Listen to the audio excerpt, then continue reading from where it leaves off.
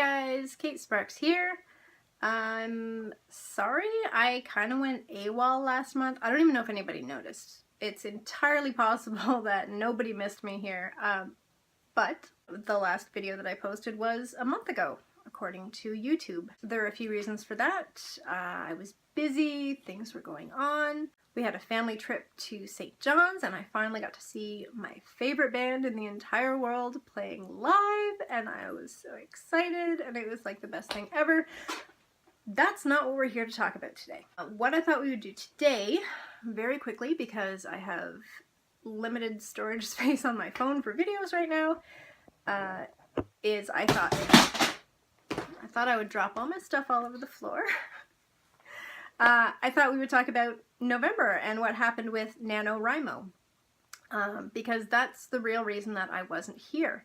I had sort of limited work time available to me in November because I was still trying to keep things balanced and not let my work eat into my home and family time and time I was supposed to be spending like cooking and getting groceries and all the fun stuff that I kind of consider my day job. So NaNoWriMo was taking up all of that time.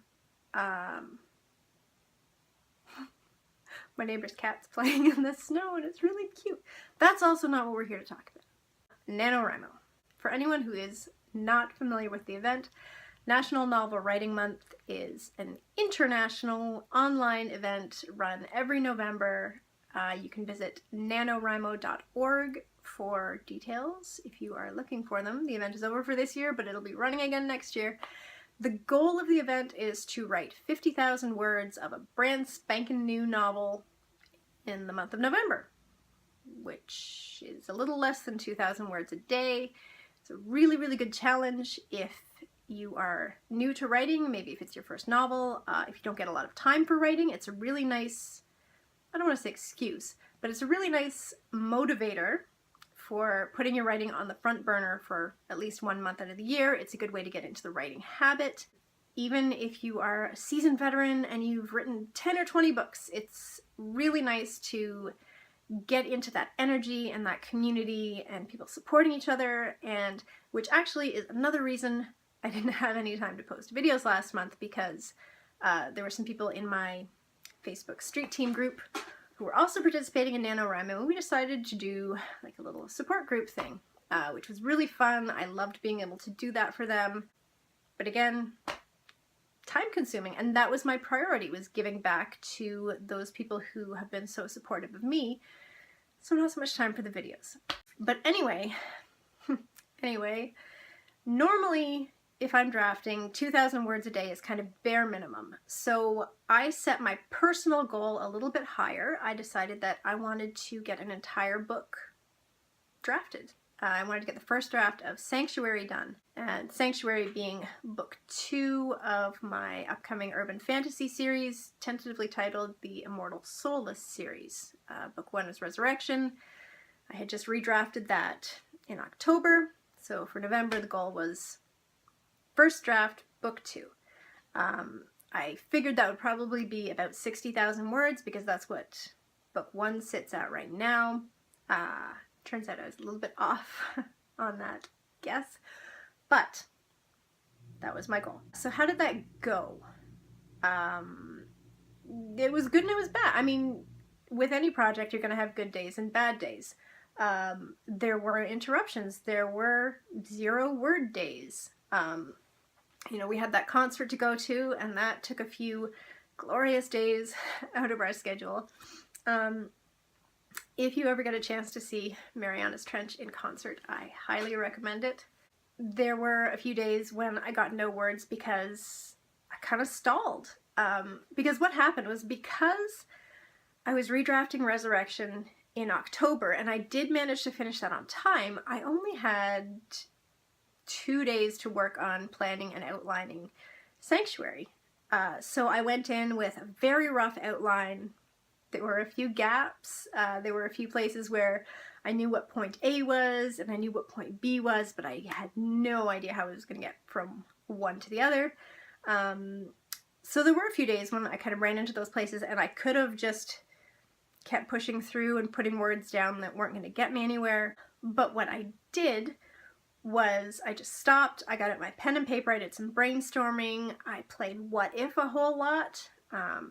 What if I changed this one thing about the mythology of my werewolves, and what if I changed this other thing about the history of my vampire clans, and yada yada yada, just to see how things would play out and find the best solutions for getting from A to B. Those were the slow days. I did end up sorting out those issues. There were a couple of things that didn't really get sorted out until the last minute, like post-climax last minute. Thematic things and things about character development, where exactly I wanted her to end up in this story, what specific challenges she was going to face as her internal obstacles, which are kind of, they're huge things.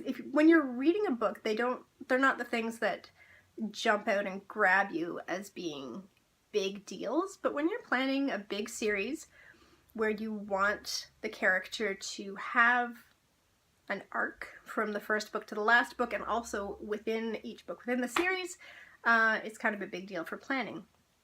So the fact that I got that stuff figured out at the end is awesome, and it really gives me some direction for where I want to go when I head into revisions early next year. So all good things, like roadblocks and obstacles and all of that during writing are not failures. They're just ways you get where you're going.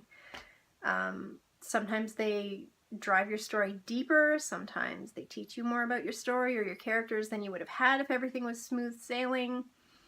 It's all good. It was a good month. I consider this a very successful first draft, by which I mean that I would absolutely not show it to anyone on the face of this earth right now. Nobody's allowed to read this. But if you look at, say the outline is your theory, your first draft is sort of testing that theory and finding the flaws and figuring out what needs to be improved and figuring out the best way to tell the story. And I've definitely done that. So yeah, I would consider NaNoWriMo a huge success for me. I finished somewhere north of 70,000 words, which is still sort of in the same ballpark as book one, and things could change a lot in revisions. I could end up cutting a whole bunch of words. I'll probably end up adding words. I tend to do that in revisions and edits. There's always places I can take things deeper, make the descriptions better, and just make everything better, and that requires more words. But this is not going to end up being like 100,000 word plus monster that's going to look totally out of place in this series. So that's another win. There are still questions that I have to answer. I finished the book even though I wasn't sure whether this one character was going to live or die.